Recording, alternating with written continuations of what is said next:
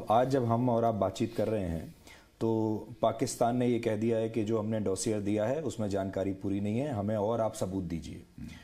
और पाकिस्तान भी सबूत मांग रहा है और हमारे अपने देश के जो लोग हैं, विपक्ष के जो नेता हैं, वो भी सबूत मांग रहे हैं। तो दोनों तरफ से आपसे सबूत मांगे जा रहे हैं। ये बहुत ही बड़ी विडंबना है कि पाकिस्तान भी सबूत मांग रहा है और यहाँ के रहने वाले भी कुछ हमारे जो राजनीतिक विरोधी हैं उनके द्वारा भी जो है सबूत मांगे जा रहे हैं। तो मैं समझता हूँ इस संबंध में तो जनता ही फैसला कर देगी। लेकिन एक गृह मंत्री होने के नाते क्या आपको लगता है थोड़ा और लेकिन मैं कहना चाहता हूँ पाकिस्तान को चाहे जितने भी हम डोजियर्स उनको दे दें, जितने भी सारे हम सबूत क्यों न दे दें, लेकिन बराबर उसकी तरफ से इसी प्रकार की आनाकानी की जाती है, इसी प्रकार की हरकतें की जाती हैं। हाँ, लेकिन मैं ये भी कहना चाहता हूँ कि भारत अब कोई कमजोर भारत नहीं रहा है। पाकिस्तान को भी अपना रवैया बदलना पड़ेगा।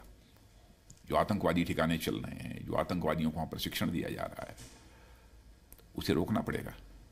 और मैं तो बार बार कहता हूं यदि पाकिस्तान अपने बलबूते आतंकवादी गतिविधियों को वहां पर नहीं रोक पा रहा है, ऐसा महसूस यदि वह करता है, तो अपने पड़ोसी देश भारत का सहयोग प्राप्त करे, भारत सहयोग करेगा।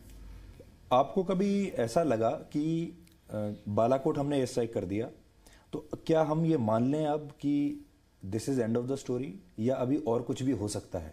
इसके बाद भी और किसी और हमले के जो विकल्प हैं वो खुले हुए हैं। पहले भारत की प्रकृति के बारे में मैं बतलाना चाहूंगा। भारत कभी विस्तारवादी नहीं रहा है। और भारत ने, देखिए, भारत के इतिहास के पन्नों को पलट कर देखिए, भारत ने कभी दुनिया के किसी देश के ऊपर कभी कोई आक्रमण नहीं किया है, किसी देश के ऊपर कभी कब्जा करने की कोशिश नहीं की है। हाँ, यदि भारत के स्वाभिमान पर ये कोई चोट पहुंचाएगा तो फिर हाथ पर हाथ धरे यह भारत नहीं बैठेगा। यदि कोई ऐसी घटना हुई, कोई बात होगी, तो जैसा उसका जवाब दिया जाना चाहिए भारत जवाब देगा। जी, अभी प्रधानमंत्री का जो राष्ट्र के नाम संदेश था वो थोड़ा डिले हो गया, 40-45 मिनट।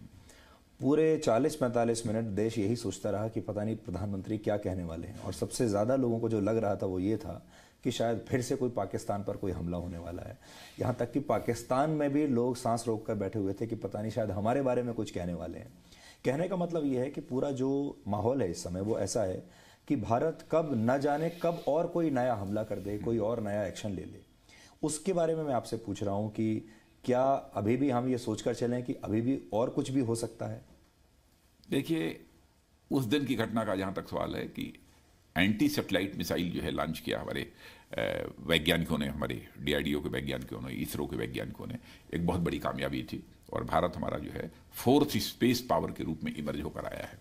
मैंने दुनिया के 4 देशों में आकर उस बिरादरी में हम भी खड़े हो गए हैं। भारत के बहुत बड़ी उपलब्धि हमारी रही है।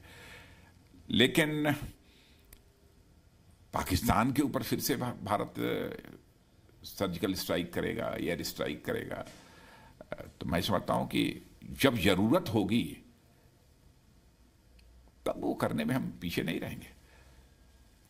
लेकिन पाकिस्तान, देखिए, हमारा पड़ोसी देश है और बराबर भारत ने अपने पड़ोसी धर्म का पालन किया है। पड़ोसी धर्म का कैसे पालन किया है मैं ये भी आपको बतलाना चाहता हूं कि इस बार ही आपने देखा कि जो भी सर्जिकल स्ट्राइक हुई है, सर्जिकल स्ट्राइक में बिल्कुल जहां पर आतंकवादी ठिकाना था, जहां पर प्रशिक्षण दिया जा रहा था, वहीं पर स्ट्राइक की गई है।